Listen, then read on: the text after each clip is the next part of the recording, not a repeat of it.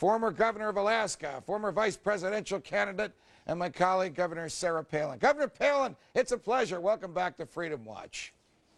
Thank you so much, Judge. Great to see you. I bet you never had problems like Scott Walker does when you were the governor of Alaska.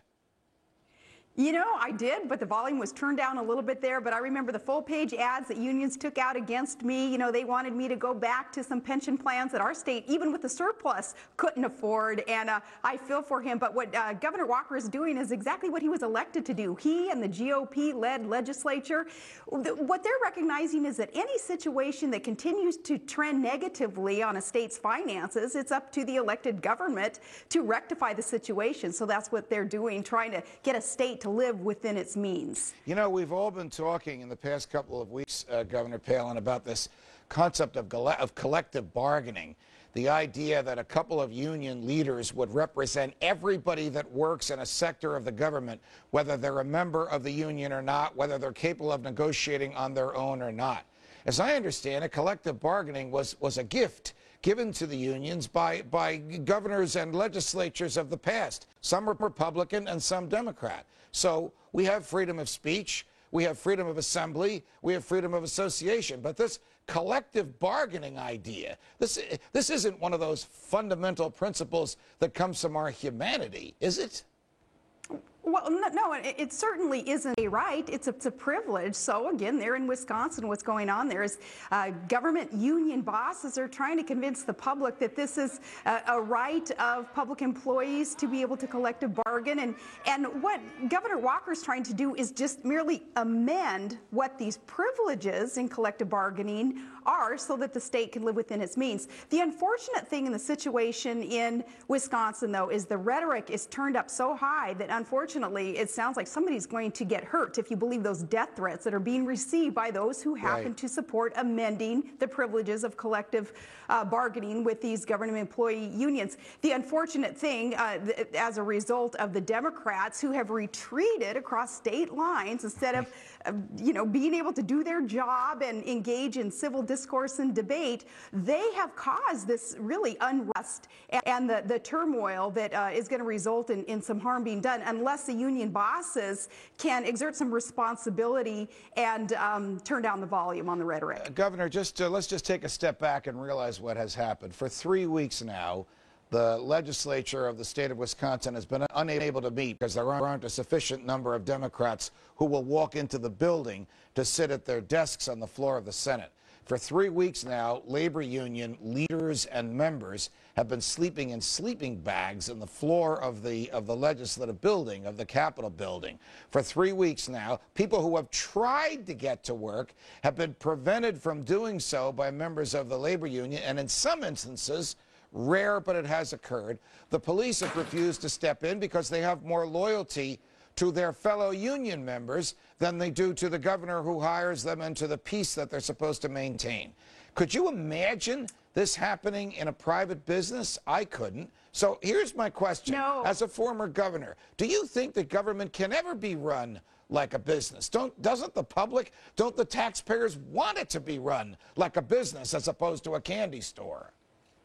It's common sense there that voters would like their business or their government to be run, especially when you speak about the need to balance a budget, like we run our businesses, like we run our homes. We don't run up deficit and debt and then expect future generations to pay off our debts for our wants and our needs today. It's a bit ridiculous. You know the irony, though, of these union thug bosses that are leading these, I'm going to say, good union members who are caught up in this rhetoric. What these union thug bosses are doing is so ironic.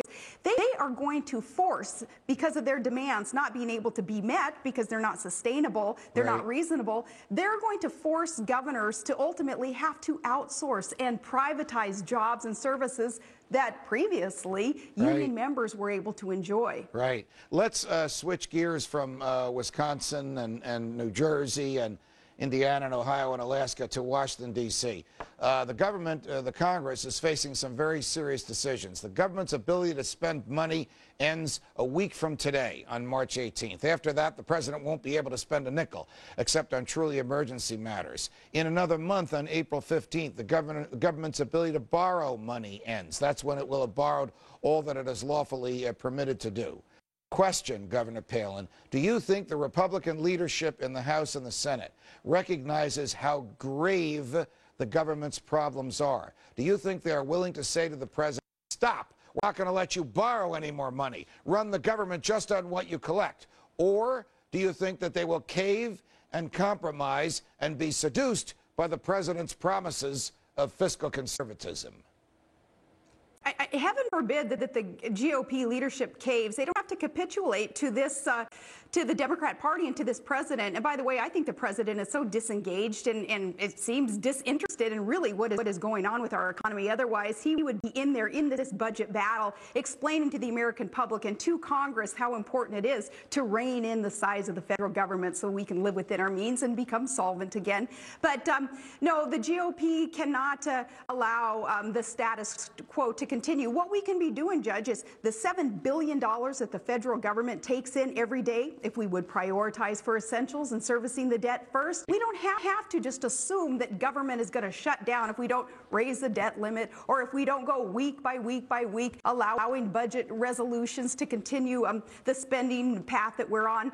We don't have to buy into that rhetoric that government has to shut down if we can't prioritize. Well, where do you stand on the various ideas and proposals to cut the debt? I've been critical of members of the House for a very, very paltry, measly $61 billion when we're $14 trillion in debt and the president wants to go another $1.5 trillion in debt.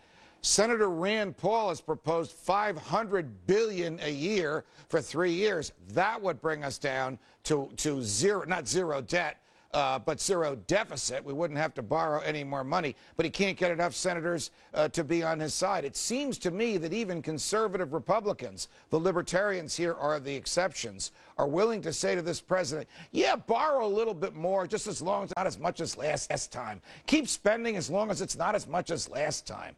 I don't buy any of that. Do you?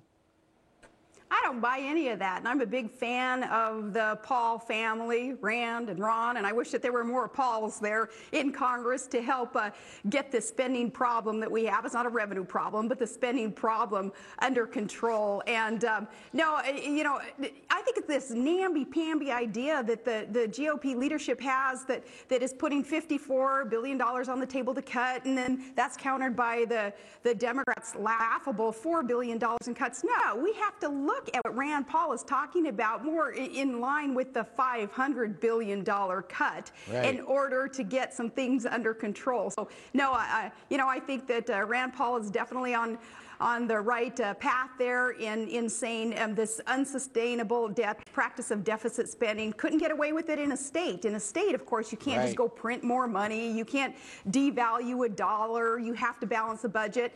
The leadership in our nation is going to come from those who have served or are serving today with state budgets, understanding that when you're spending other people's money, it is a sacred trust, and you can't just expect this support of the electorate as you incur more debt and engage in deficit spending. You don't do that on the state level. Governor, before we go, just switching to foreign affairs, Secretary of State Hillary Clinton was suggesting today and yesterday and the day before that NATO might consider military intervention in Libya, and some of our NATO allies, notably France and England, suggest that. Governor Palin, do we have any business introducing the American military into yet a third Muslim country in the Middle East? Stated differently, should we side with the rebels and introduce American military force in this civil war in Libya? You know, I can really respect the position of the laissez-faire type attitude when it comes to intervening in yet another country and their business and who their leader is going to be. But when it comes to Gaddafi, when it comes to the situation in Libya, I have a little different sense there, because Gaddafi is a madman and he sanctioned the killing of innocent Americans. And we have an opportunity to help with allies, we would hope, to oust Gaddafi or to let his people oust him. And if we can exert that constructive pressure that we've heard the White House talk about, even though they give a lot of lip service, they don't actually seem to want to put action behind that, via perhaps a no-fly zone, even though that could end up to be an expensive proposition, as it was in Iraq, costing $1.3 billion a year to enforce a no-fly zone there. I would support some action taken to punish Gaddafi, because I do think that as a leader of the free world, it is President Obama's job to exert that pressure to contain the evil and restrain it in order for innocent Americans and our interests to be protected. Governor, the next time you're in New York, I want you in this studio so that we can finish this conversation. We appreciate you joining us, and thanks for being here. Thanks. Keep up the good work.